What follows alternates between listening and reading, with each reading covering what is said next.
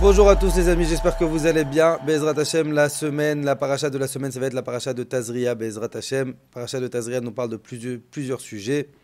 Le premier sujet, la Torah nous parle de la Brit Mila, de l'obligation de faire la Brit Mila à nos garçons à l'âge de 8 jours. Et le deuxième sujet, il va nous parler du Lashon Hara. Et là, la question que je vais vous poser, c'est quoi le lien?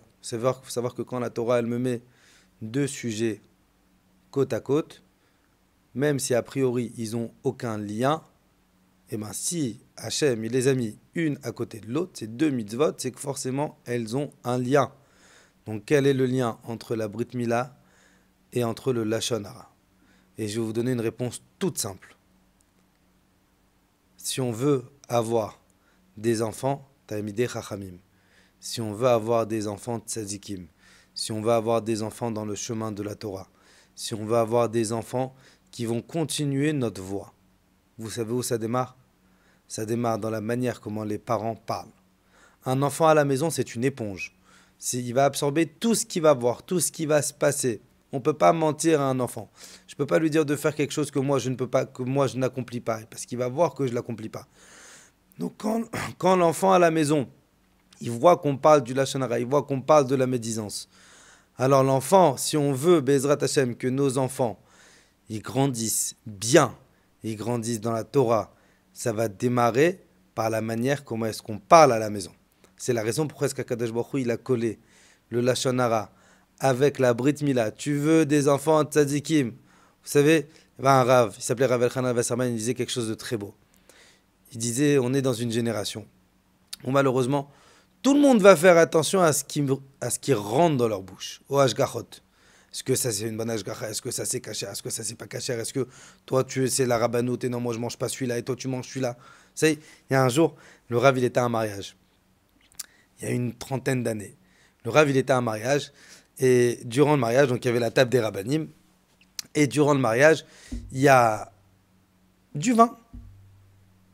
Il y a un rabbin en bout de table, prend la bouteille de vin, il regarde comme ça le hercher, la cacheroute, il dit ah, non, non.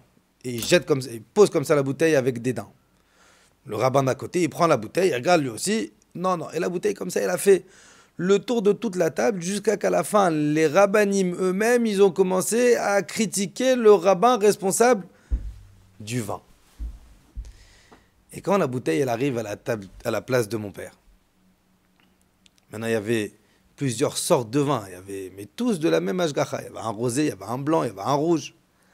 Le Rav, il prend les trois bouteilles, il se fait un cocktail, il mélange les trois vins, il va prendre son verre, Baruch Ata Hashem Elokeinu Melech Haolam, Boré, Peri Hagefen, et il boit. Maintenant, les rabbinim présents, ils sont choqués. Ça fait 20 minutes qu'on ne s'arrête pas de dire que cette hashgacha, elle n'est pas bonne. Et le Rav, il boit, il regarde les rabbinim, il dit c'est bon, maintenant ça devait être écœurant, il a mélangé trois vins différents, c'est pas bon. Mais le Rav, pour leur montrer qu'il ne veut pas participer au Lashon Hara. Et on amène le poisson.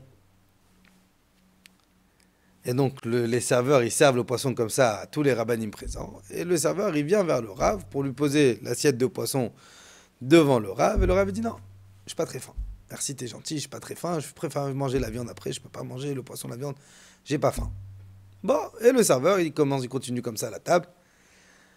10 minutes après, maintenant les rabbanim, ils ont commencé à manger. 10 minutes après, on voit le mashgar de la salle. Le mashgar, c'est celui qui est responsable de la cacheroute. Et il y avait le dayan de la ville à la table. Il va vers le dayan de la ville, il lui dit, vous avez mangé le poisson? Alors il lui dit, oui, arrêtez. Et on voit que le mashgar, il va chuchoter quelque chose à l'oreille du dayan de la ville. Et mon père, il est à côté. Mon père, il dit, qu'est-ce qui se passe? Le dayan, il devient blanc. Alors mon père lui dit, qu'est-ce qu'il y a? Il dit, écoutez, Rabbi David, vous avez mangé le poisson? Mon père dit, non, je n'ai pas mangé le poisson. Il dit, il y a eu une erreur dans la cuisine. Le traiteur, il s'est trompé de poisson. Au lieu de prendre le poisson, le sien cachère, dans les frigidaires, il s'est trompé parce que c'était dans un hôtel. Il a utilisé le poisson de l'hôtel, donc un poisson qui était taref. Et mon père, il a souri. Et mon père, il leur a dit, vous voyez, moi j'ai fait attention à ma bouche, j'ai pas critiqué. Kadosh Baruch Hu, il m'a protégé. Vous, malheureusement, vous n'avez pas fait attention, mais Akadosh Baruch Hu, il ne vous a pas protégé. Ça veut dire quoi?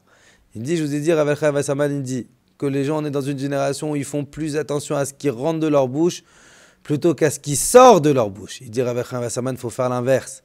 Il faut faire plus attention à ce qui sort de notre bouche plutôt qu'à ce qui rentre dans notre bouche. Et c'est pour ça que la Brit Mila, qui représente l'éducation des enfants, elle est dans la même paracha que le Lashon Hara. Tu veux des enfants, Talmidei Chachamim. Fais attention à ta bouche. Shabbat Shalom Mvorach et je vous souhaite une excellente semaine Bezrat Hashem.